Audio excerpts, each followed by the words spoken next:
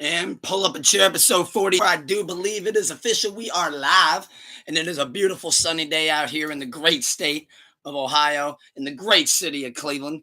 It's a little bit of a sweaty one today in the Thunderdome, but I'm living and dying for the fit right now. Had to rock the Suns hat, kind of go with the little orange on the New Roria Mall shirt. Shout out New Roria Mall. Big time inspiration as far as the pod goes. Love each and one of them, each and every one of them. Rory Mall, Baby D, Eden, Julian, Nomi, all great people. Hope to meet them someday. Try to manifest that early. Well, on that note, in case you don't know, this is Extra Currency. I can say this intro 3 times this weekend, and damn, it feels good, but let's get it off. If you don't know who I am, well, I will tell you, and I love doing so. It is El Tigre Tente, the ultimate motherfucking sensei, the one who, of course, taught Bruce Lee everything he motherfucking knows, a.k.a. Space Mountain Stoney, a.k.a. Stony Montana, a.k.a. Bed Burgundy. Why? Because they snoo on your boy, a.k.a. Young Dumbledore. Why is that? Because I'm a lyrical motherfucking wizard, a.k.a. call me what you will, just don't call me broke or sad. It's Mr. Keep the Love High and the motherfucking hate low. Yeah, dude. I had to try to do my Steve-O. I think I might incorporate the Steve-O impression at the end of every intro now. I just don't want to look like I'm biting his shit. But love Steve-O. Got the occasion where you're going to see me looking past the screen. I'm looking at BET Awards 2023 red carpet. I'm starting to get a feel of like who the awards are going to be. Like right now, actually, I might just cut one live if it's going to fucking cut to actual category. At least I thought it was for a second. But hope everybody's having a blessed and wonderful sleepless Sunday. I know yesterday we went back to back on the Sleepless Saturday. Thank you to everybody who tuned into the XXL freshman cover.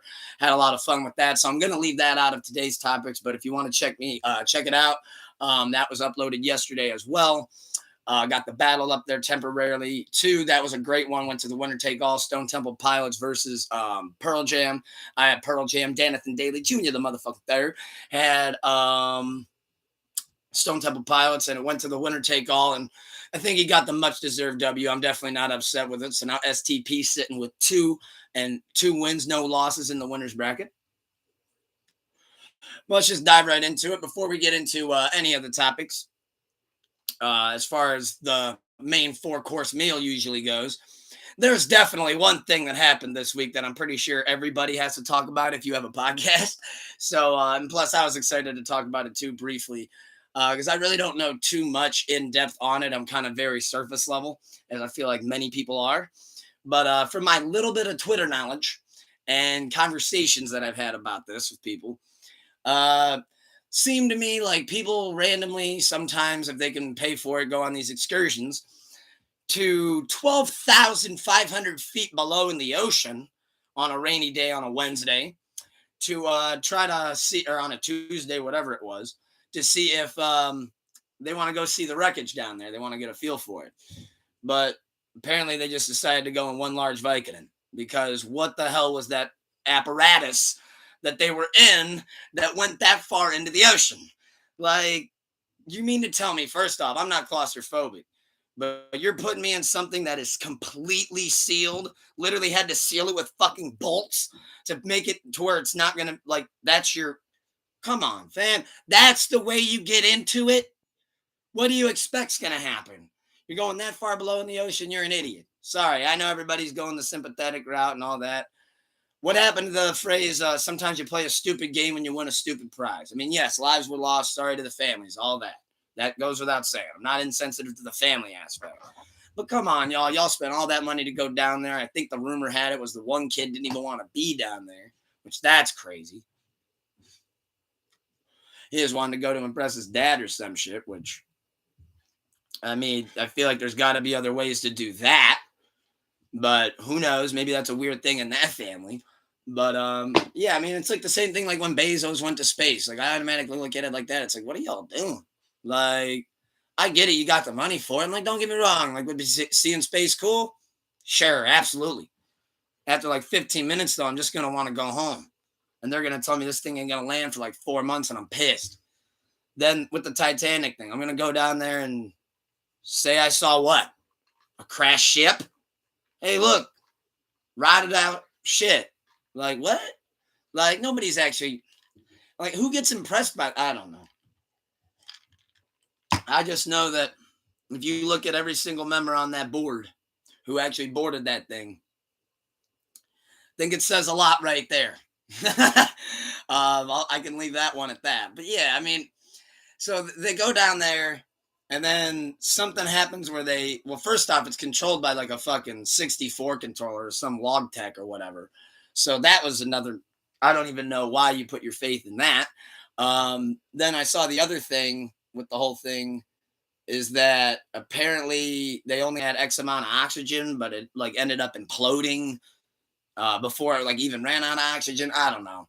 I just know that I'm sure most other people probably did a little bit more research on the whole thing. I just know that five idiots boarded a fucking big ass perk that the whale probably swallowed up because it's a fiend. And plus, these whales have been snapping recently. I've been seeing this rise in orcas where they're smashing into boats.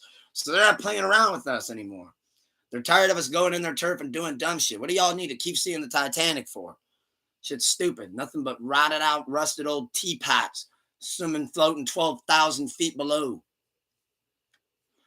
Like, if the first Titanic didn't survive in that water, what made you think in that little ass frosted flake bullshit ass apparatus that you'd make it to the bottom of the ocean in that thing?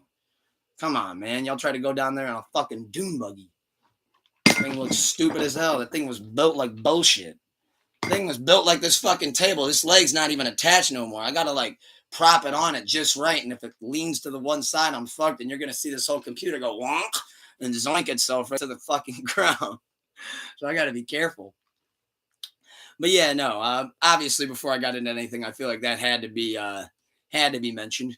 But yeah, Titanic though, I saw that they're capitalizing on it. James Cameron flexed. He's like, I mean, I'm just saying, I've been down there more than the original captain was. It's like, well, good for you, dude. Like, round of applause. I'm glad that you really have a thrill out of that experience. But then I saw that he capitalized on it even more, and Titanic's coming to Netflix July 1st. He smoked that rollout. He said, we're coming to Netflix. We're going to send this busted ass bullshit thing down there, and it's going to fucking collapse. But on that note, let's dive straight into the music. Take it from the top on music. Like I said, I won't dive into the XXL Freshman on here. I definitely covered that in depth, though, and if you'd like to check that out, that is available on my YouTube. But let's just dive right into it with this before, actually, yeah, let's start with the new music reviews. So I definitely had some great stuff come out this week. Think I kind of got ahead of it all. Checked out most of it. Obviously, we can start with Young Thug, Business is Business. I think that's a phenomenal album. Absolutely top to bottom. I added 12 of them. But really thought it was a great project overall. I thought the features were well used. Loved how Travis popped on a couple. 21 Savage did the same thing. Same thing with Drake. Love him with Nate Roos as well from Fun. Thought they have a great record with Global Access. But to take it from the top, loved Parade on Cleveland featuring Drake. Thought the whole phone call from jail was cool. Bush and Peter, more sweeter, more completer. Thought that was like any Peter pusher around. I thought that was super dope. Gucci grocery bags. I mean, come on. I think that's a bop. Cars Bring Me Out with Future. That's a slammer. With the Racks, that has, I think, 21 Savage, and I want to say Yak Gotti on it as well. Really like that joint. Thought that was really solid. That's actually one of my favorite ones on there. Uncle M's really good. Abracadabra with Travis Scott. Then you got Went Through It. Then my favorite on there, you got Oh You Went featuring Drake. Then you got Want Me Dead featuring 21 Savage. Thought that one was a banger. That one's actually grown on me a lot. Mad Dog's dope. And then I got Jonesboro and Global Access. But overall, I think Business is Business. That's definitely a highly recommend on the week to check out. That definitely gets that stamp. I think if you haven't heard it already, definitely check it out. Definitely worth the listen. I'm not going to dive too much into it because I still want to see how this plays out a little bit. But I did see that Young Thug and Gunna are definitely not seeing eye to eye. There was a leaked audio of him calling Gunna a bunch of different things. And just excited to see where this is going to go. Hopefully it obviously, well, I guess it can only stay to just records unless Gunna's going to break into prison to do something. And plus, I don't think Young Thug wants to do anything right now anyways, so who knows? Plus, I know Young Thug didn't do any disses or anything in the music, which I'm sure a lot of it was probably pre-recorded before he got in there, is my guess.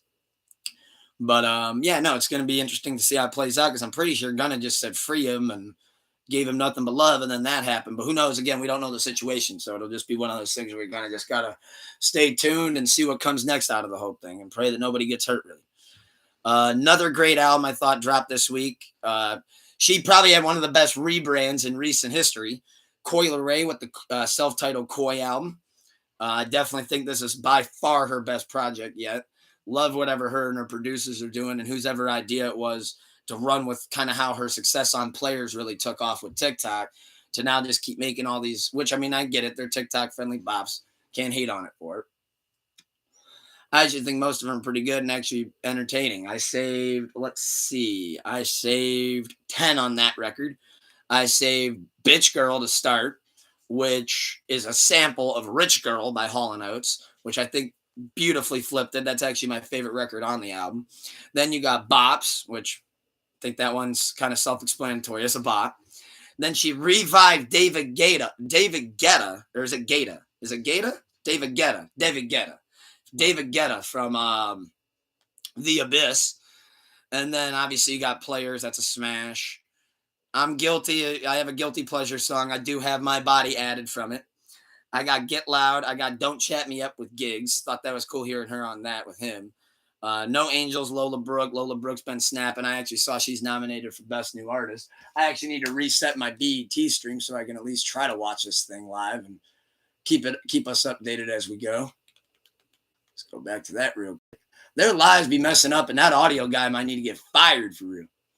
Because when I did have the audio playing before going live, that shit was atrocious. That thing kept sounding like microwave popcorn. Then you got Man's World with James Brown, which it's one of those cases kind of like Otis featuring Otis Redding, but like Otis Redding's not really featured on it. He was just a sample. But hey, I'm not mad at it. Man's World's like one of my favorites on there for sure. Already replayed that a couple times. And then then there's Black Rose, track 14. Like that one a lot as well. Thought Key Glock's new Glaucoma 2 Deluxe was pretty solid. So I also put Koi on the highly recommended list as well. Highly recommendation list as well. Is recommended a word? It might be. I'm not sure. I got to look into that. But Glaucoma 2 Deluxe came out. You got No Hook, Penny, and Mama. Those are the three I saved. But just to go over it, let's see. I think he added 6 joints. Yeah, he added Sucker Free, Let's Go, No Hook, Penny, Mama Said, and Presidential Rolex, produced by Tay Keith, which I like. Presidential Rolex, Diamonds Dancing Like I'm Doja Cat. But not one of the ones that I added, though. But No Hook and Penny, though, those shits are hard. As far as other albums, obviously, before I get into it, I wanted to mention Danny Towers and DJ Scheme dropped a collab project. I finally got to hear some stuff on that today. Have not heard the whole thing. I am guilty of just doing the featured cherry pick, but I did like Florida Water with Lil Tyler and Ski Mask. Thought that was a great joint. And Trap Baby with Babyface Ray. Get the fire extinguisher. Could Babyface Ray be snapping? That's definitely a highly recommended song for me. I'm using recommended. I like it. Highly recommended. Now, before I go into singles, got to hold up the cup real quick. 10th anniversary of Watching Movies with the Sound Off. As I always say, they have been handling his legacy absolutely in a flawless manner, and I love to see how they're doing it. The additional song that they put on it is beautiful. Love to see what they did to it, and feel like now too, with like the more, maybe it's all a mental thing, but like just seemed, even with just that little addition, to go back top to bottom on it, it just felt great. The Star Room OG version, I actually like that better than the first track on it, than the original, but I love both versions. Just really think that Earl Sweatshirt did a great job producing that one. And it was cool to hear it again, because it's been years since I heard that as a SoundCloud link back in, like, good God, 2015, 2016 maybe. In fact, yeah, probably 2015. Could maybe even go 14. That's how long ago it was. But shout out Mac, man. Watching Movies with the Sound Off 10th anniversary. Watching Movies with the Sound Off is my favorite hip-hop album of all time. That's bias included. Not saying it's the best. I'm just saying it's my favorite. And if you stuck me on an island and I could only have one album, you can leave me with that one, because that gives me about every emotion that I need. Then you got singles, which to lead, I think this one kind of caught me off guard. And Dooley, whenever you end up tuning in, I hope you check out the song that I sent in the chat. I'm not sure how to pronounce it. I'm barely want to just because I know that I'm going to botch it.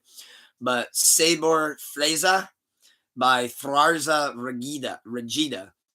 And it's absolutely incredible. I don't understand a single word on it, but you know what? The vibe's amazing. The music's great. That's just one of those where the music spoke for itself. I hope to learn what he's talking about, but great record. Been running that back a lot. It gets me going, gets me in a good energy, gets me in a good vibe. Woke up with a smile on, you know the deal. Saw Barbie World. They dropped their Nicki Minaj and Ice Spice dropped another collab, Barbie World. Another obvious sample. But I think that goes without saying because that movie comes out literally in under a month, so I totally get it. But yeah, Barbie World. I mean, it is what it is. I like it. I like seeing Nikki get in there with Ice Spice and kind of coaching her up the way I feel like Cardi's kind of been doing that with Glorilla a little bit. And I love to see him doing that. And I can tell there's no negative energy involved, at least as of now. And I hope it stays that way. But it's really cool to see Ice Spice and Nicki Minaj back and forth. I just don't know if that's going to be one of those that I replay a lot. But I did add it. But I think that was mainly just because of Wifey as well. But no, it's an interesting record. Definitely, I wouldn't put it on my highly recommendations list, though. Another single that dropped was Muni Long, Hours and Hours, remix with Usher. Now I have a thing with that. That's the one of the singles that I want to talk about. So I liked Hours and Hours when it first came out by Muni Long. I actually still like the original record. Now, there's a story that goes with this before I dive into what I'm saying, just so you know all the cards on the table here. So, according to her and her camp, they sent the whole idea was cleared. He was paid. Usher was gonna be on the official remix as a part of like when they were still rolling it out, and the song was like sizzling hot. Well, something led to another. Usher couldn't send vocals yet. He was busy doing Usher things, superstar things. And one thing led to another, and it looked like it just kind of got way pushed back, and then now it's finally able to be released.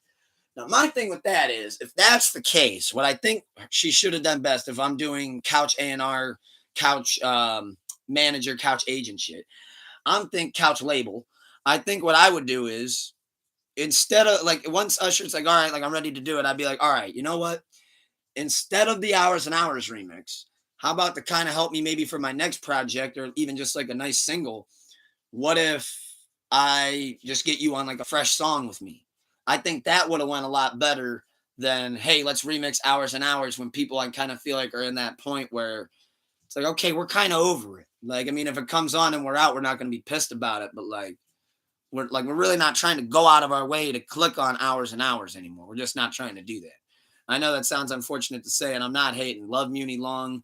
I even said I thought she should have won Best New Artist at the Grammys last year, but it is what it is. But no, Hours and Hours, I think she just could have left that record alone and just left it for what it was. Because now it's like, when you hear it, there's really not much of a difference. Usher really truthfully didn't add much to that record as is. So I don't know. I think that was just a botch somewhere in there. But hey, what do I know, right? Who gives a fuck what I got to think? Reason dropped a new joint. You Better / in parentheses Jesus Take the Wheel. Only heard that now twice, but I do love it. I think Reason's been on a great run. Love him on Rory's album on Sobering Thoughts from the Mondrian. I got a little bit of Crush Orange in this, by the way. Feeling a little citrusy today. I'm matching orange all over the place. Another great single that came out. Let's see. I think I maybe covered about everything. Oh, Dominic Fike dropped Mama's Boy. So now he's 3 singles in on his Sunburn album. So I'm very excited for that project. So far, you got Ant Pile, Dancing in the Courthouse, and Mama's Boy. Ant Pile's my favorite, but Mama's Boy's dope. Really love what he did with that. I've been sitting with that Michael album a lot, too, from Killer Mike. That one's been really sitting with me. Let me check out these singles real quick. Make sure I'm not forgetting anything. Always like to make sure I'm covering my bases. I saw Kelly Clarkson dropped an album. Kim Petras dropped an album. Portugal the Man dropped an album. Weekend dropped a new single, I think. What was that? Hold on. Jealous Guy, Fill the Void, and One of the Girls. I actually haven't heard that yet. I don't think I've heard those 3 yet. I got to give that a look. Jason Mraz dropped a new album. I actually did check out a couple on there. Little Time, I actually really liked a lot. But I've always kind of liked Jason Mraz. I think he's got a good voice. Pause. Or can you say an artist got a good voice? I'm not even sure what's a pause or what's not anymore.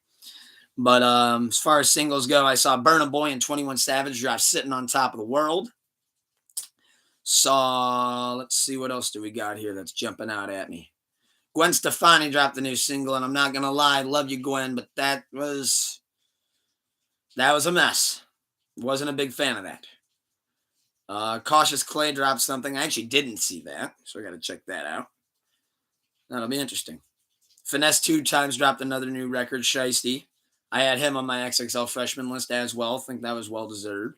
But yeah, so that looks like that's about it on the new music review. However, there is 2 songs that I got to cover that I left out because I wanted to save them for the end. So I do believe we call this segment, Where's the Beef? Because what we got going on is Pusha T versus Jim Jones, and it's official. It's going. And before I give you who I think is in the lead, for those that don't know, let's take it back to how this thing started. So my guess is, because it wasn't too long after Drake brought Dipset out at the Apollo, at that show, that he went on the Breakfast Club. And on the Breakfast Club, I actually refreshed myself and watched this today, so I knew what I was talking about. I want to make sure of it. So at some point in the Breakfast Club interview, they bring up the top 50 rappers of all time. Who do you have in your top 50? Charlemagne starts spouting out names. It's not going bad. He says Pusha T. Jim Jones then proceeds for about the next 10 to 15 minutes just going in on Pusha T. But what I love about Jim Jones is he'll be like, no, like, I love Pusha T. I love Pusha T. You know, love clips. Like, no, I think it, but top 50? He's like, I don't know. Like, and he starts saying all people like Young Boy could be above him. Starts saying just some wild shit about Pusha T. Like, just going in on him. Going, can you name 5 Pusha T songs? Can you name 5 Pusha T songs? Then he starts going in on Charlemagne the God because Charlemagne's like, yeah, I can. Like, nostalgia. He goes, oh, you a Pusha T fan? Then he starts looking around the room. He's like, can you name 5 Pusha T songs? And it ended up being a whole thing of just trying to just make Pusha T look bad. And of course, Pusha T's not going to let that slide. And at the Louis Vuitton runway show, he then debuted his diss as people were coming out and walking. Now, I don't have the bars pulled up, but I mean, he went in on him as Pusha normally does. Always his kind of tactical, very strategic way where he says things to try to like scare you that he might end up saying them in the next record, which I kind of like that he does that. It's kind of the King Push way of going about it. And, you know, I know he said like this one thing, like, now your fame's far exceeded your relevance or something like, I forget it. It's something along that. I know I just botched that bar at least a little bit, but no, I mean, he went in on him. The beat was cold. Malice came in at the end, so it teased a little bit of a Clips reunion. And then what I love is because we're dealing with 2 great hip-hop legends. So Pusha T debuts the diss record at the Louis Vuitton fashion show. Everybody's in attendance, you name it, from Kim Kardashian to Ice Spice. Then, on the flip side of it, a couple days goes by, and Jim Jones drops a floating mic outside the bodega with the homies and goes in for 2 minutes and 15 seconds. And I'm pretty sure, yeah, he did go over the same beat. So he used the same beat as well. And what I love about this is they're keeping it straight records. They're keeping it hip hop.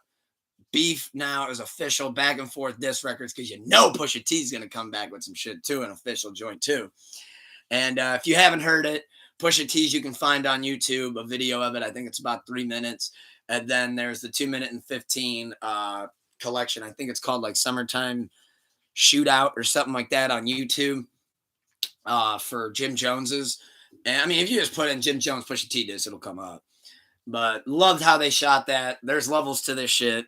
And just really love how they're doing this and going back and forth. I'm way more excited about this than I was excited about Jack Harlow and MGK. I can tell you that much. But no, it's going to be excited to see where it goes. And now I'll tell you who I officially got in the lead. I think Jim Jones is up 1-0. And I'm a Pusha T fan. I'm a Jim Jones fan. I'm a Dipset fan. I'm a Clips fan. I'm inspired by both those individuals. Love both of their catalogs, no matter if it's group or solo. This one's going to be fun. This one might get to the, it's 3-2. Like that, it could go that way. I very much so think it can go that way.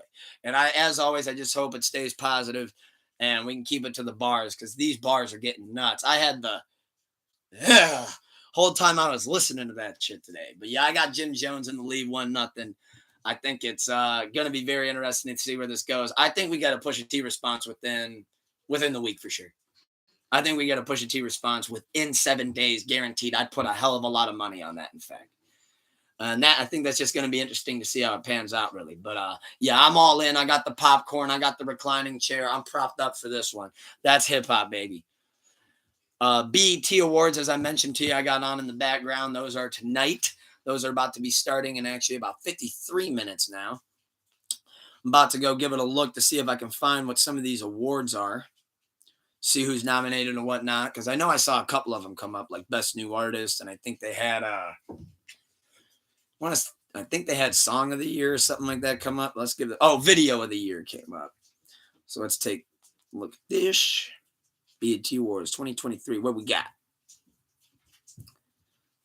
Everything to know about the show? No, don't need that. I just need to know who's nominated. Well, I know that Busta Rhymes is getting the Lifetime Achievement Award, so that's gonna be fun. Really excited for that. In fact, give it a round of applause for Busta Rhymes. Lifetime Achievement Award for the BET. I think that's amazing, celebrating 50 years of hip-hop. I'm definitely excited to see Busta Rhymes set at the 50 show. Big time excited for that. I think that's going to be a lot of fun. Viewers' Choice Award. Oh, we get to vote on one. I don't even know what it is. What is it? Oh, Viewers' Choice. Oh, I think that's just something separate, no? Yeah, it's just something separate. Well, here we go. We got Best Female R&B/Pop Artist. Best Female. We got Ari Lennox, Beyonce, Coco Jones, Her, Lizzo, SZA, and Thames. Now for Best Female Pop Artist/Pop Artist, R&B/Pop Artist, I think they're going to give it to Beyonce. It's hard to ever go against her. But I think SZA deserves it, especially with the records that she broke with the SOS album. I think also that it's better than Control. I really, especially like the numbers that Kill Bill did. Now that Snooze is going crazy on the radio, I think SZA deserves that one. I'd give it to SZA. Best Male R&B/Pop Artist. We got Blast. We got Brent Faiyaz. We got Burna Boy. We got Chris Brown. We got El Drake. We got The Weeknd, and we got Usher. What the hell did Usher even do last year? But that one's tough. All right, Best Male R&B/Pop. I mean, I would think based on what he did last year, you'd have to give it to Drake. But at the same time, I know Chris Brown's been putting in work too. So I got this weird feeling that they're going to give it to Chris Brown. But I think Drake deserves it. I just got a weird feeling they're going to give it to Chris Brown on that. Here we go with Best Group. They got City Girls. They got Drake and 21 Savage. Ooh. They got Division. Damn, great group, great album too. They got Flow. They got Maverick City Music and Kirk Franklin. I'm going to be honest, I'm not hit to them. They got Quavo and Takeoff, which that was a great album last year. And they got One More. Wanmore or Wanmore. I'm not sure. I'm not too hip to them, to be honest with you. But Quavo and Takeoff, I think, not only deserve it, but I think they should win that. Obviously, RIP Takeoff, so tragic. I think it would be cool to honor him. That was a great project. I think that actually, I think, yeah, he does deserve that. But I think if not them, you give it to Drake and 21 Savage. Her Loss, one of my most listened to albums too this year. Actually, the replay value on that I think is insane. But yeah, it's going to be interesting to see how some of these awards pan out. Here's Best Collaboration. We got Big Energy Remix, Lotto and Mariah Carey featuring DJ Khaled. We got Boys a Liar, Part 2, Pink Panthers and Ice Spice. We got Call Me Every Day, Chris Brown and Wizkid. We got Can't Stop, Won't Stop, King Combs versus Kodak Black. Ooh.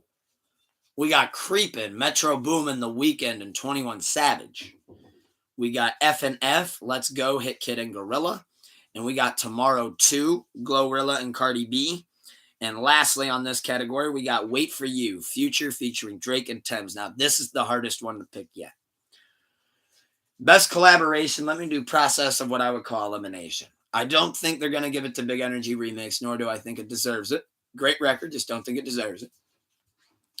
I don't think they're going to give it to Call Me Every Day, Chris Brown, WizKid. Don't think it deserves it amongst these nominees. I don't think they're going to give it to Can't Stop, Won't Stop, King Combs, and Kodak. I don't think they're going to give it to FNF, Hit Kid, and Glorilla. So that leaves us with Wait For You, Tomorrow 2, Creepin', and Boy's a Liar.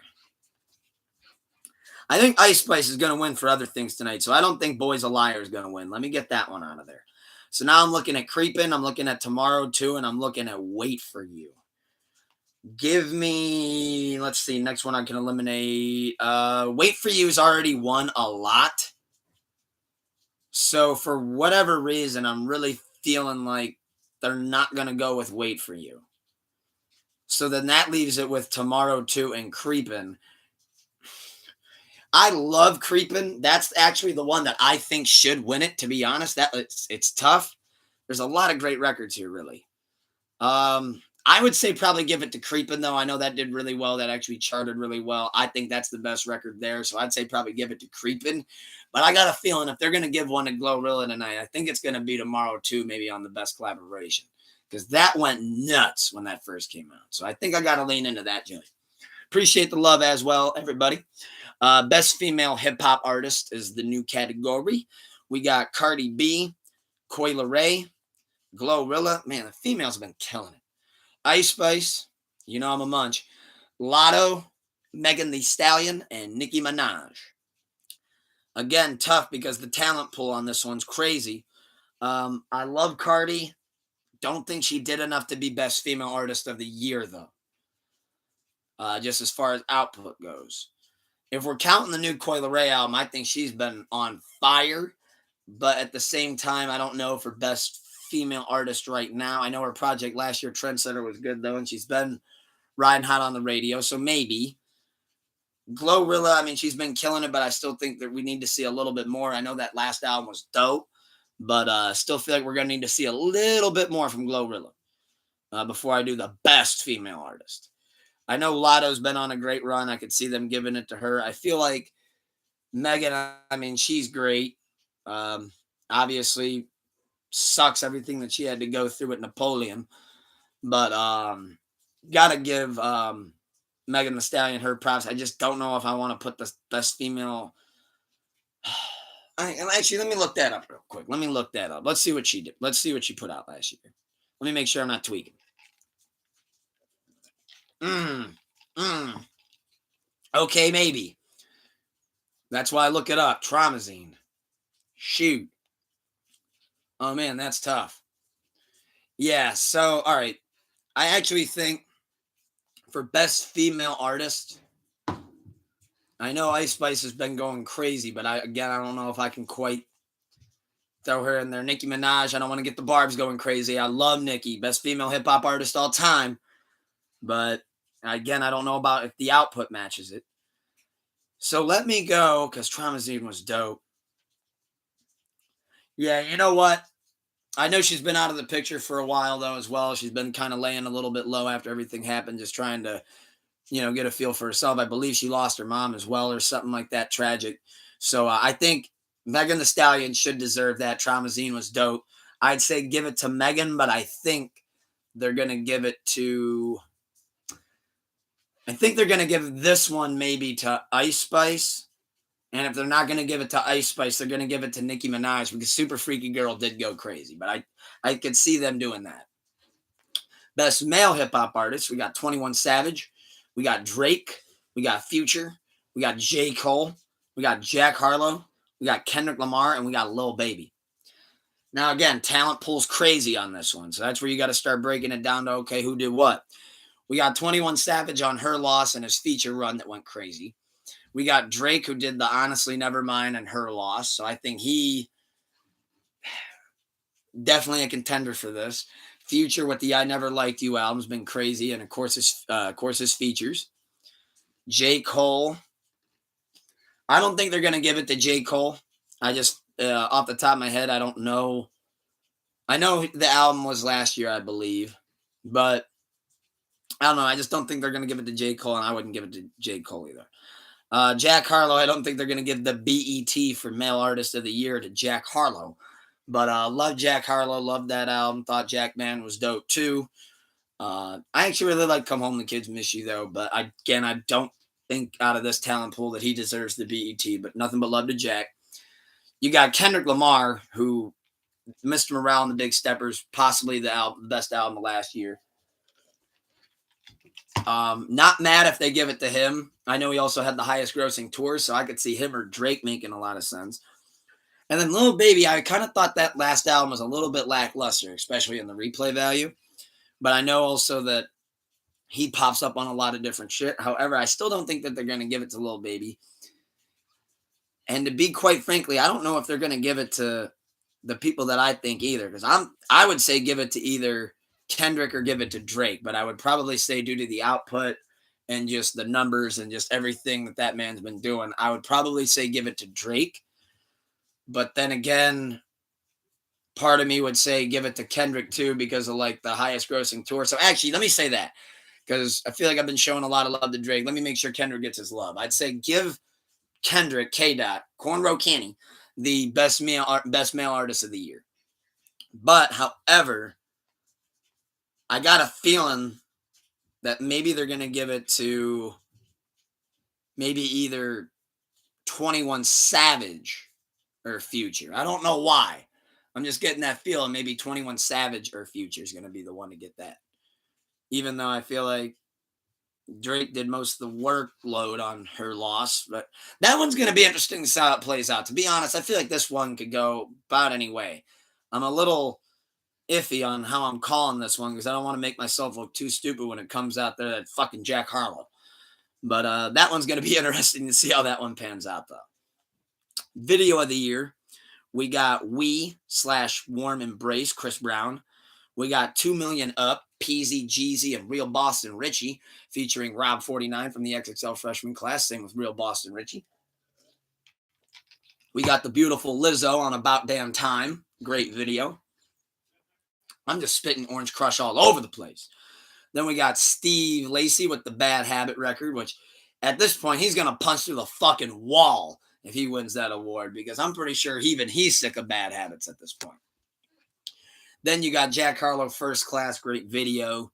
Then you got Kill Bill, SZA, great video, beautiful SZA. Then you got Tomorrow 2, Glorilla, Cardi B, which again was an awesome video. On that one, though, I got to go with, wow, those are all great videos, too. Best video, okay, let's eliminate the Chris Brown Warm Embrace. 2 Million Up, to be fair, I actually haven't seen that video. I'm thinking off rip, I'm going to give Video of the Year to Kill Bill by SZA. But I know because I already said Best Female Artist of the Year that I feel like you could go either that or About Damn Time. So actually, I could go giving Lizzo her props on that one because I know that video was a monster. Plus, pretty sure like did like a big move. Yeah, Lizzo's video is fucking dope. And Kill Bill. Yeah, I think Kill Bill or About Damn Time for sure deserves it. For sure. Like I said, don't give it to Steve Lacy, though. He gonna be mad as hell. Video Director of the Year. Oh, this is dope. A$AP Rocky for AWGE. We got Benny Boom. We got Burna Boy. Cole Bennett, obviously the great Cole Bennett. We got Dave Free and Kendrick Lamar. PG Lang. Then you got Director X, the great. And then you got Tiana Spike T. Taylor, which I actually didn't know she went by Spike T. That's a cool nickname. Let me get my Eddie Cigarrero lit real quick. So yeah, Video Director of the Year. Tough. Great directors in here. I could see them definitely giving it to Cole Bennett. Because, I mean, I know that's obviously that's what his brand's kind of always been built on. The foundation of his videos, which are always great. Plus, he just had that great Doomsday video. I could actually see them giving it to Cole Bennett. Again, though, kind of weird considering it is a BET. But at the same time, though, I could also see them giving it to maybe Director X. But I think they should give it to Dave Free and Kendrick Lamar. I mean, the Hillbillies video, I know the quality of the video is debatable, but I think that was creative. Obviously, the Kill Bill video, all the SOS videos, the Doechii What It Is video with Kodak. think that there's a lot to be a lot of props to be had there. I think it'd be cool to see Dave Free get it. But then again, though, I could see them giving it to Cole Bennett or maybe even Director X. Hell, I could even maybe seeing them giving it to Spike T, Tiana. I wouldn't be upset about it. Then we got Best New Artist. We got Ombre, Coco Jones, Dochi. Love seeing her on here. We got Flo, Glorilla, and Ice Spice, and Lola Brooke. So I think for Best New Artist, this is obviously the one that you got to give to the monster. Munch Queen herself. Ice, Spice, and everything nice. And I think they're going to give it to her. And out of that talent pool, I do think she deserves it. Love Dochi, absolutely love Dochi. But on a grand scale, I think, yeah, you got to give it to Ice Spice. We got a fellow Munch in here. Fellow Munchie. Love to see it. That'd be a sick way to slide in her DMs. Hey, I'm a Munch, and I'm high. So now I got the munchies. See how she falls for that. Is that Rizful? How Rizful of that was me. I felt like Bobby Digital. I got so much Riz. All right, I should stop while I'm behind. Album of the year. We got Anyways, Life's Great with Glorilla. We got Breezy with Chris Brown. We got God Did with DJ Khaled. We got Her Lost by Drake and 21 Savage. We got Mr. Morale and the Big Steppers, Kendrick Lamar. We got Renaissance Beyonce and SOS by SZA. Wow. Okay. Anyways, Life's Great. Great album from Glorilla.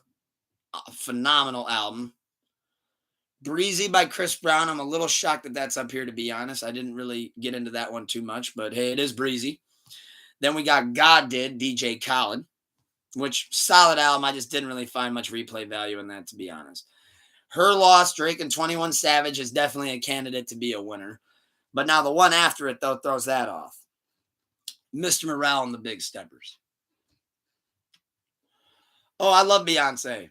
I'm a part of the Beehive. Don't you worry. The Beehive's safe with me. You're not coming for me. But yeah, Renaissance Beyonce. I could see them giving it to Beyonce. To be honest with you, I think Renaissance by Beyonce is actually going to get the W tonight. I think that's actually going to get the dub. I could totally see that winning.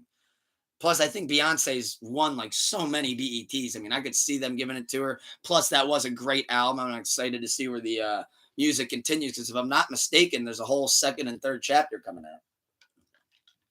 However, though, what I would give it to is SOS by SZA. Great follow-up to Control. I actually prefer it over Control.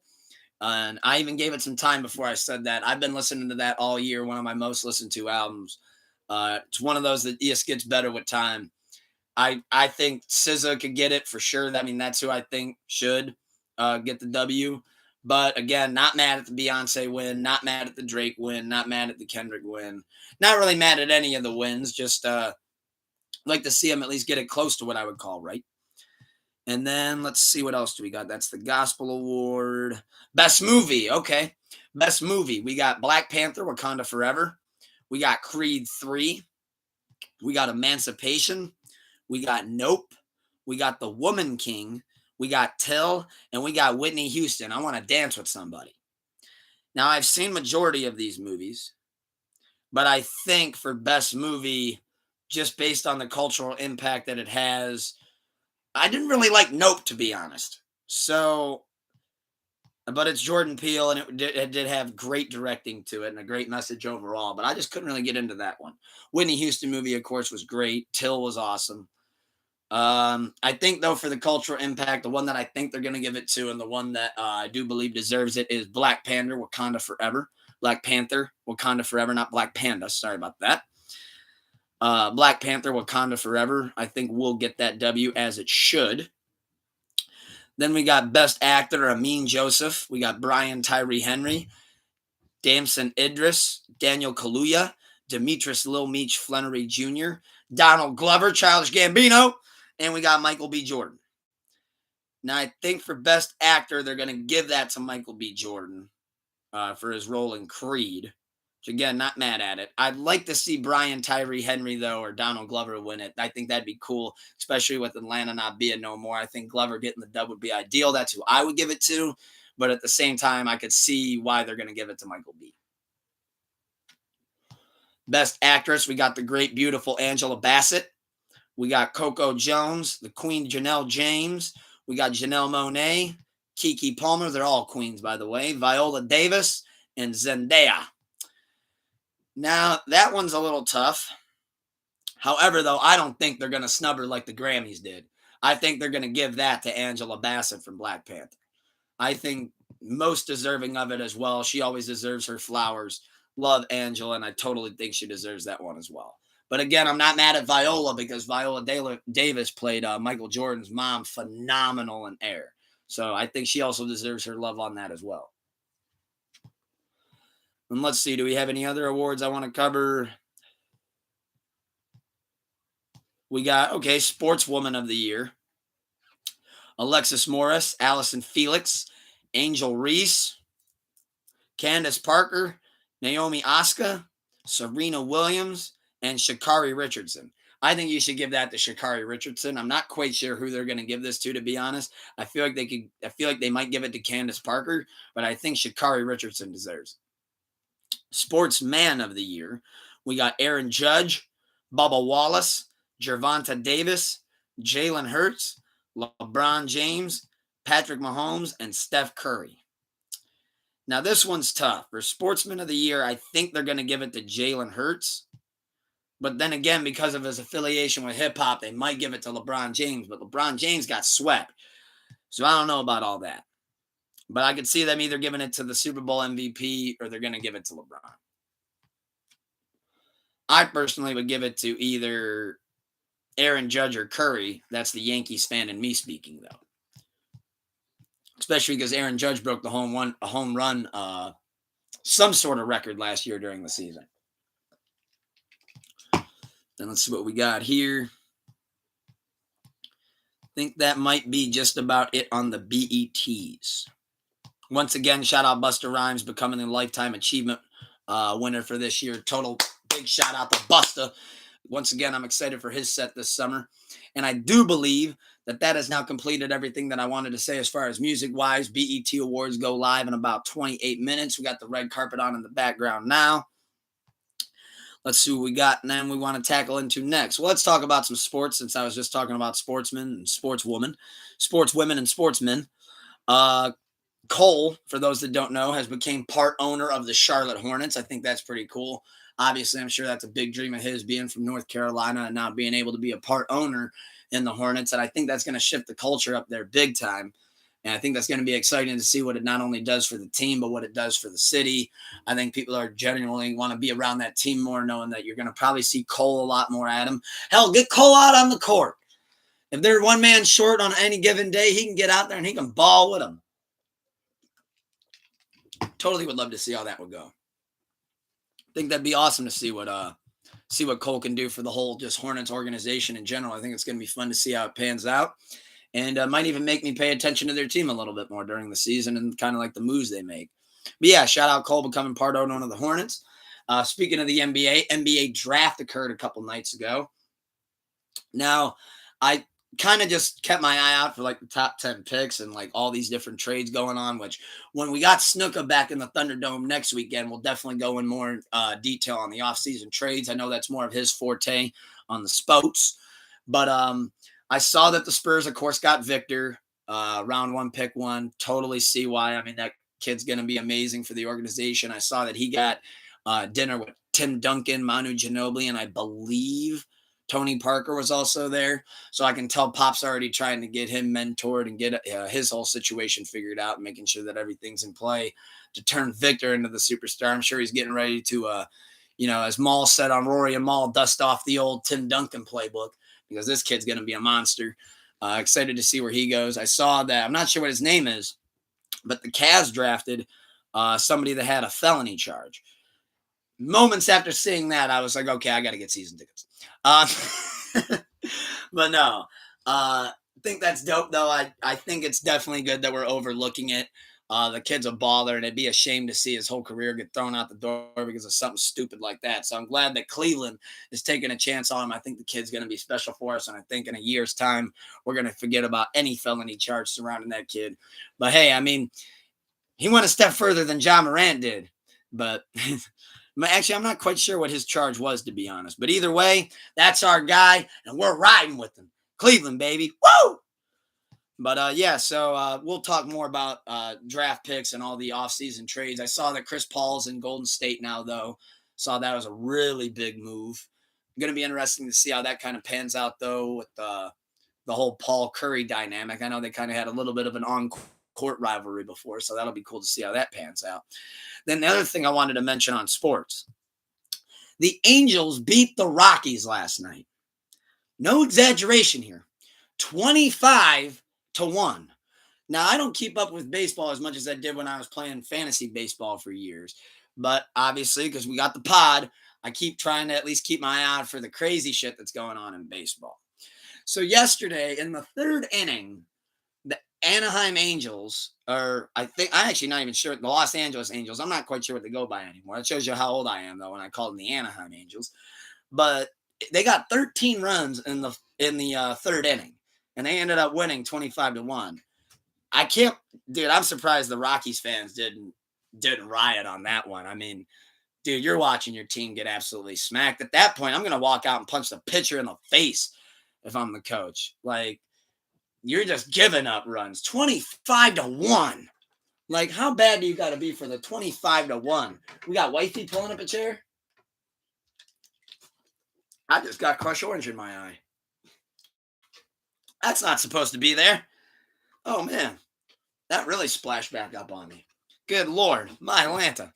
But yeah, the Angels smacked the Rockies last night, 25-1. Absolutely can't believe that score.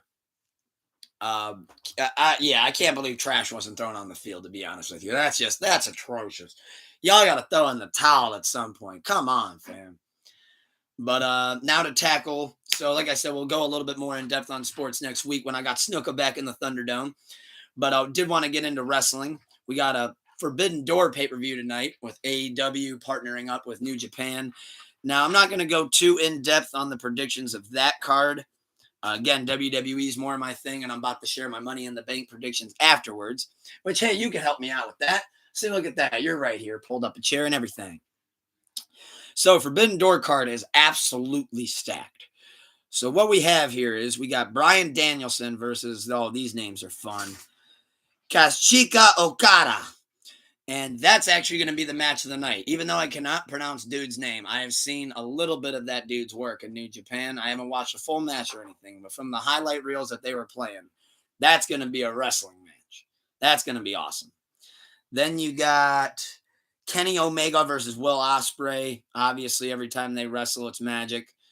I do think Bryan Danielson's going to win the one against Okada. I think Omega beats Ospreay, but then again, though, I know Ospreay likes getting over. I forget who won last, but I feel like they're going to give this one to Omega. Then you got MJF, the devil himself, against Hiroshi Takahashi. I think MJF's going to get that win because, well, he's Maxwell Jacob Friedman, and he's better than you, and he knows it. We got Jack Perry, the Jungle Boy, versus Sonata. I don't know who's going to win that. But that looks like that'll be a good match. I've been keeping my eye out on Jungle Boy. We got CM Punk versus Satoshi Kojima. So I'm going to give that one to CM Punk. I'm a big Punk guy. Plus, again, we don't need him losing to some New Japan star. He's going to be another one punching holes in the wall. We got Tony Storm versus Willow Nightingale, which I think that'll be good. Again, not sure really who to go with on that one, but think that'll be a good match from the work that I've seen from the both of them. We got a fatal four-way. We got Daniel Garcia versus Orange Cassidy versus... Oh, man, that's a first name I can't even dive into. Let me try it, though. Katsuyori Shibata. And he's also against Zack Sabre Jr. Not sure who's going to win that, but Orange Cassidy should. Love Orange Cassidy. We got Sting, Darby Allin, and I'm not going for that one. Chris Jericho, Minoru Suzuki, and Sammy Guevara. That'll be good. I like Darby Allin and Sting. I think they should take that one. Plus, Chris Jericho doesn't mind putting people over. He's a good worker. Then you got the Blackpool Combat Club with Shuta Umana and Kansuke Takashita. Takashita. I'm actually doing pretty good with these names. Then we got the Elite, Eddie Kingston, and... Oh, that name's from hell. I'm looking at like 6 eyes right there.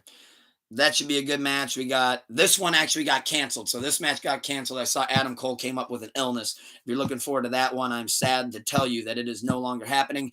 Adam Cole versus Tom Lawyer is no longer happening. Adam Cole got an illness as of this morning and cannot compete. Tony Khan made that aware about a half hour ago as well.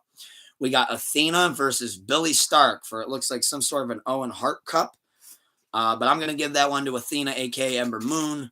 And then the rest is all just pre-show matches with a bunch of people that I don't even know who they are. So I feel like if I don't know who they are, most likely y'all are in the dark a little bit on that one too. Now let's dive into the Money in the Bank predictions. Now this is my forte. This is what I know. This is my bread and butter. This is my bread and butter. So let me go to WWE and make sure I can get this card pulled up. And then we're going to get Wifey's opinions too on who she thinks are going to win these matches. So let's see. Well, let's just kick it right off with this one. There's a Bloodline Civil War match. The Usos in one corner versus Solo Sankola and Roman Reigns. Who do you have winning the tag match? Beanie. Usos versus Roman and Solo Sikoa. Sikoa. Wait, no, I'm so used to calling him Solo Sikoa. That's his name. So, see, I've been calling him Sunkola so much that I've been botching it. But no, I think that's going to be a great match. Obviously, that'll be the main event. There's going to be some sort of interference. I don't know if they're going to try to roll out a Bloodline 2.0 yet. I've been seeing some rumblings about that. It's going to be interesting. I'm kind of wanting to give that one though to Roman's been taking L's, but I think this is not an L he's going to take. Something's going to happen. Somebody's going to mess up the Usos, but I hate to be this one can go either way guy and play it safe, but you think the Usos are going to win it? Do the infamous pin Solo? I mean, if the Usos win, Roman doesn't get pinned. We know that. So you can factor that in right away when you say the Usos win. Listen, I'm taking a hot take. I'm taking Solo turning on Roman. Solo turns on Roman? Yeah. Super well, okay. Super crazy. Well, it's not too awful, not too wild, not too out there, not too... He's getting sick and tired of Jimmy and Jay. There's something that might support that. So on SmackDown, just 2 nights ago, Solo was left alone. He had nobody but just him at ringside. And at the end of the match, the Usos jumped him and just beat the living piss out of him. And you can come from that angle of like, Solo's like, man, every time I'm getting jumped by these guys, you're nowhere to be found. I'm left helpless. I'm outnumbered. I'm getting sick and tired of being Roman's bitch. Maybe. Or do they want to build that more towards SummerSlam? I don't know. Maybe. Do they do that approach? They can do anything. But I'm gonna give that one though to the Usos. Or actually, no. Okay, I'll go with the Usos. One thing leads to another. Somebody interferes. The Usos get the W by pinning Solo Sankola. Yeah, so I'm going to go with the Usos on that one. And as always, please let us know your predictions. We're getting this one a week ahead of time, so you guys will be able to comment and let us know. Because I do believe next Saturday when Money in the Bank goes live at 3, obviously I'm going to want to be tuned into it. So I don't know yet if I'm going to be live on the pod as the show's going on. That's kind of up in the air as of now. But also could happen earlier. Again, I'm not quite sure yet how I'm going to play that one out. So I definitely wanted to get my predictions in and give you guys an opportunity to share predictions with us and let us know what you think of mine. Maybe you hate them, maybe you love them, but that's the fun of it. Let's see what else we got. I'm trying to pull up these pictures, but they post so much media on Twitter. It's so hard. Should probably just post it on it. Probably just go do the infamous Google search on it. Let's take a look here. Money in the Bank 2023 matches. Google Images. Thank you. All right, so for the women's Money in the Bank match, we got... Wait, who else is in there? Oh, yeah, so we got Trish Stratus, Becky Lynch, Zoe Starks, Bayley, Io Sky, and Zelina Vega. Now, that's going to be a great match. Really excited to see how that one plays out. I think it can go a lot of different ways. Obviously, you got the Becky, Trish, Zoe feud going on in there. You know that Io and Bailey don't like Becky, so Becky's completely outnumbered. You got Zelina, who's an X Factor, but I think they're still wanting the LWO to get a little bit more hot before they put anything big on her again after she was queen of the ring. I think, though, because Asuka's the current champion and they want to build for Asuka and Io at SummerSlam, I think Io Sky gets the W. However, though, in a perfect world, I'd want to see Bailey get the briefcase because I think Bailey with the briefcase would be a lot of fun. But at the same time, I could see them giving it to Io, and then she does like a John Cena style cash in. She cashes in on Asuka and as an official match at SummerSlam. But what do you think on that?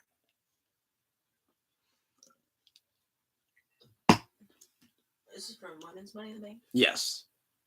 And remember, that means for 1 year, they can come out at any given time and cash that in on any given show. And remember who your champions are. You got Rhea Ripley and you got Asuka. And people have been clamoring for Io versus Asuka. I know, it's tough. I have no idea. I just don't think they're going to give it to Maybe Zoe. Bailey. You're thinking they are going to give it to Bailey. Yeah. Well, now I'll humor it. Why I think they could get away with giving it to Bailey is, what if it was a case of like Io's climbing up, right? Because they're damage control, and Dakota Kai's going to be sidelined for a while. So what if like Io's climbing up the ladder and Bailey like hits her with a chair or something to knock her off, and then she climbs up and gets the briefcase? Could be. I mean, yeah. I mean, shit, I can't even believe I'm saying this, but I could almost see Trish getting the briefcase. Yeah. But then again, I don't know how long Trish is going to be around for. Well, that's what I'm saying. That'd be like a quick turnover. You know what I mean? Yeah. Or turn it into one of those things where then she gets beat for the briefcase. Ooh. Like Becky could be like, I challenge you for that briefcase. I don't know. That one could actually go a lot of different ways. Yeah. But I think overall, though, I'm going to give that one to. I'd like to see Bailey win it, but I think Io's going to get it. Now, here's the men's Money in the Bank match. Now, this one I think is clear as day. We got Santos Escobar. Or actually, wait, no, it's not clear as day. Yeah, wait a minute. Let me see this.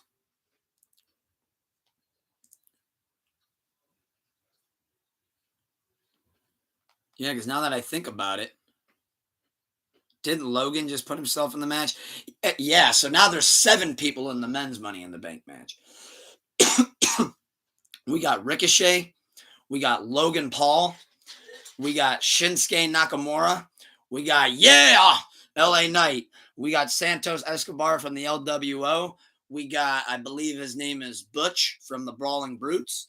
And we got Damian Priest from the Judgment Day. Now, this one, I think, only goes one of 2 ways, and it's clear as day. And you're going to hate me on the one prediction. I think they should give it to LA Knight. I think he deserves it. I think he's red hot, and his promo work with the briefcase would be incredible. But no. Part of me is a little bit scared that they could give it to Logan Paul. No. Because then Logan Paul could cash in on Seth Rollins and become the World Heavyweight Champion. Because of that ongoing feud he has with Seth Rollins.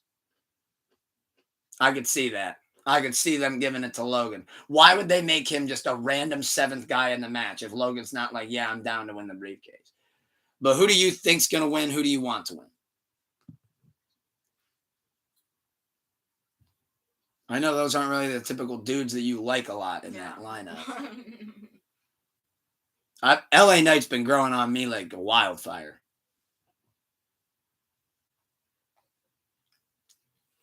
Can you just fly through those names one more time?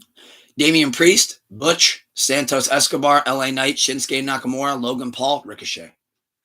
Shinsuke. You really? Wait, did he win last year? No, I don't think, to my knowledge, Shinsuke's ever won Money in the Bank. He won Royal Rumble, but he's never won Money in the Bank. Shinsuke, yeah. Good one. I mean, I think, though, LA Knight or Logan easily. Well, I think only because I don't really know a lot of the other ones, like they're wrestling. Like, I don't really watch them. So it's like I can't really give like Judge it. accurate, yeah.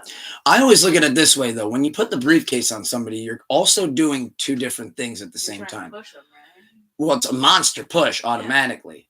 But what, again, the briefcase becomes is then, it's almost like, okay, we're putting, like, that's why I said LA Knight would be great. But I could also see them doing it with Logan as.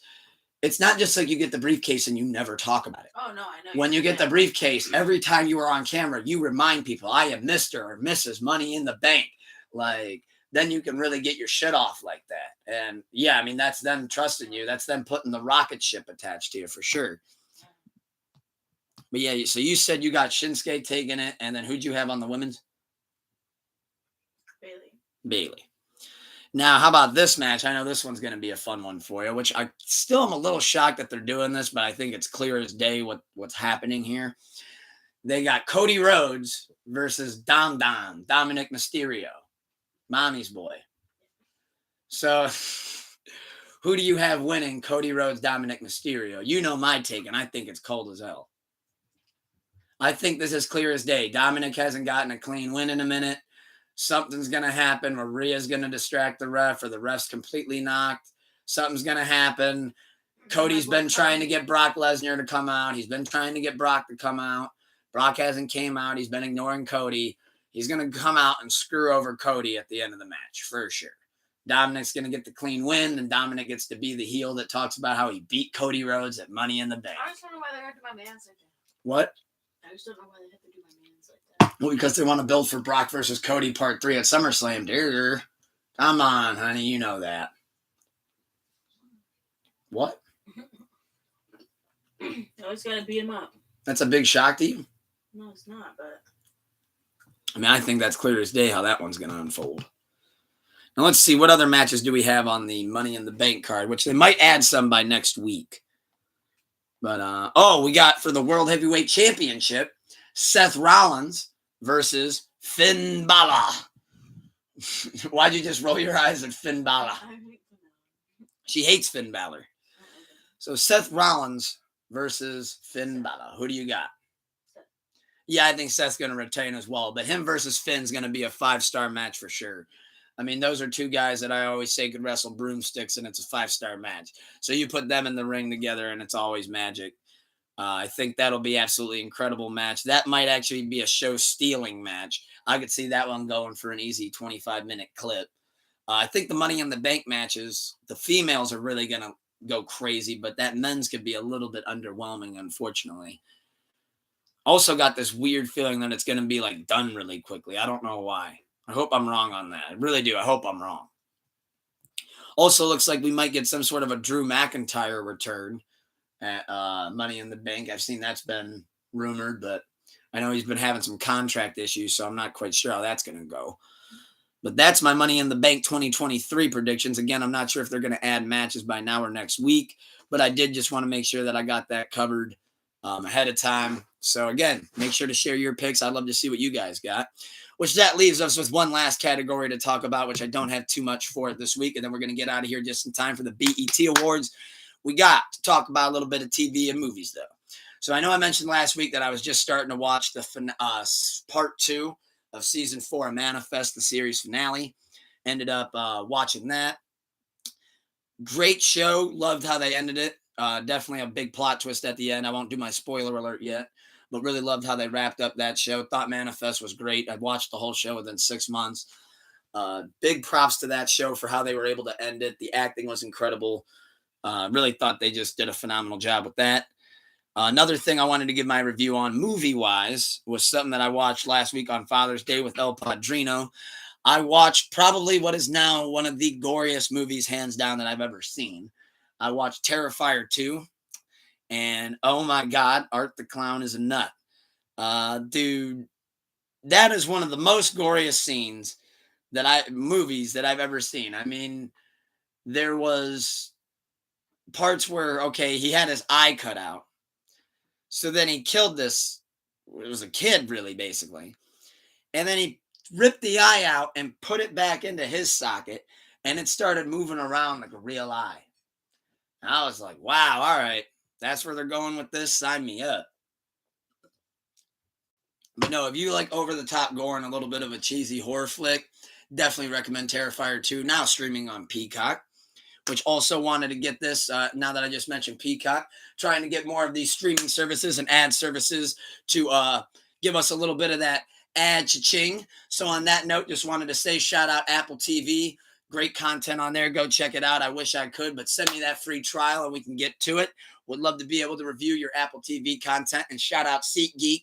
A lot of summer tours going on this summer, so make sure to go over to SeatGeek and check out all of their great deals on all the great tours and shows of artists coming. There's a lot of people on the way that will be here in the summer and be where you are as well. So go get your tickets on SeatGeek. And on that note, the last thing that I wanted to mention for TV and movies was actually second to last thing I wanted to mention on TV and movies was Idols got canceled after season 1, but they're finishing it up. I don't know if you've heard anything about that show, but the weekend show on HBO coming out 1 episode a week. It's called Idols. Well, I know good friend of the show, good brother Doom KRS3, he said that when he was watching it, like the acting is like kind of like bad. It's like all over the place, but it's like one of those like you kind of like want to keep watching it, just like kind of see how it pans out. Rory actually said a very similar thing, but I definitely got to tackle that show. I might actually try to get episode 1 in over the next couple days, at least start trying to be caught up by it, so then I can talk way more in depth about it and actually watch the show. But I'll tell you right now, if the music surrounding it, besides the song Popular, is any indication of what the show's like, Weekend, what are you doing, my man? I know you said you wanted to pivot from music to acting, but I don't know. You might be coming in a little bit too green for all this. But no, as of right now, though, it doesn't look like things are going too great for the good man Abel. But I'm going to check out Idols, see what I think. I'm going to go into it with an open mind. Let me know what y'all think of the show as well. Let me know if there's certain things I should look for, what you guys think of it. Always excited to see what you guys think. And then lastly, now I'm very excited to see this movie. It looks like I'm already booked to see it next Sunday, actually, because I got my advance ticket. Actually, my homie did. Appreciate good brother Rick. On that note, this show is, yeah, he said, yeah, The Idol is terrible. Don't watch it, LOL. Not even so bad it's good territory, to be honest, anymore. Wow. Well, I think they're like 4 or 5 episodes in. I'm not sure how long they are. I'm not quite sure if it's a half-hour show gig, a 45-minute show gig. I haven't really even looked that much into it. They might even be an hour for all I know. I haven't looked into it yet. But obviously, it's the weekend. Obviously, it's something I want to give a look. But there's just so much content coming out that I have to stay up to date on while working the day job and also doing my music thing, being the Vampire King. He said about 45 minutes. Okay, that's not too bad. I can end up giving that a shot. I'm sure you wouldn't mind giving it a shot with me. Am I right, sweet love? You would mind giving it a shot. No interest. She's cold-hearted. She's cold-blooded. Straight for the throat. But the movie that just came out on Friday, and I'm hearing nothing but great things about it, already becoming one of Wes Anderson's most successful movies, at least box office numbers wise. The cast of this, I got to read off, is incredible. So I saw a trailer for a movie a couple months ago, actually, called Asteroid City. Immediately you see the actors in it. You see Wes Anderson. You go, okay, what are we in for? But the thing that I thought made it so great is that the whole point of the trailer is to make you not know what the movie is going to be about. But from the reviews that I've seen, I've been trying not to catch any spoilers, but people are saying this is some of Wes Anderson's, if it's not his best work, it's right up there with it. Wes Anderson puts out another banger. Looks like the whole vibe of it almost looks like it's got something to do with like some sort of like nuclear something going on. I'm not quite sure. There looks like a silo at one point. I'm very excited though to see this movie next Sunday. Already got my advance tickets. This one I'm really excited for. One of the summer movies I'm actually big pumped. He said they say that about every Wes Anderson. That's funny. I'm a Wes Anderson guy though, so I'm feeling it big time. I got to read off this cast though, man. This cast is crazy. Yeah, so let's dive right into it here. There's a boatload of names. Yeah, see, it looks like even something on the cover. There's like a silo. There's a canyon thing going on here. It's just a little bit foggy on the names. I might have you pull it up on your phone. Or you don't even have it. See if I can pull it up right here. There we go. Got it. So, top to bottom, here's the actors in the movie. Asteroid City. Jason Schwartzman, Scarlett Johansson, Tom Hanks, Jeffrey Wright, Tilda Swinton, Bryan Cranston, Edward Norton, Adrian Brody, Liv Schreiber, Hope Davis, Stephen Park, Rupert Friend, Maya Hawke, Steve Carell, Matt Dillon, Hong Chow, William Defoe, Margot Robbie, Tony Revolori, Jake Ryan, and Jeff Goldblum. Fuck Jeff Goldblum, man. But no, Pineapple Express reference for those that didn't catch it. But no, big pump for Asteroid City. Think that's going to be a phenomenal movie. Excited to check that out next Sunday. On that note, thank you to everybody who tuned in and had a great sleepless weekend with me overall. Once again, XXL Freshman Breakdown, my list and my coverage of the official list and breaking down some of their records and catalogs officially up on YouTube now, about 25 minutes long. Go check it out. Actually, I think it's about closer to 30 minutes. Sleepless Radio episode 149 was last night. Thank you for the turnout. Great time bumping 90s music. Pearl Jam and Stone Temple Pilots. Stone Temple Pilots won and got the W and went up 2-0. Had a blast with that. Sleepless Radio episode 150 next weekend will be a spectacular spectacle. Let me tell you that right now. I'm looking big excited for that. And thank you for making these shows that much more better and that much more fun to do. And thank you guys for being tuned in to Pull Up a Chair episode 44. Talked everything from new music reviews to Titanic to Where's the Beef with Pusha T and Jim Jones to Asteroid City to Money in the Bank predictions to BET Awards. And it's just about the time to go live to the official BET Awards stream. So I'm going to crack some brews, jam some tunes, have a good time, and pearl some blunts up. Have a good one. Y'all stay lit, stay safe. See you guys next week. El Tucker.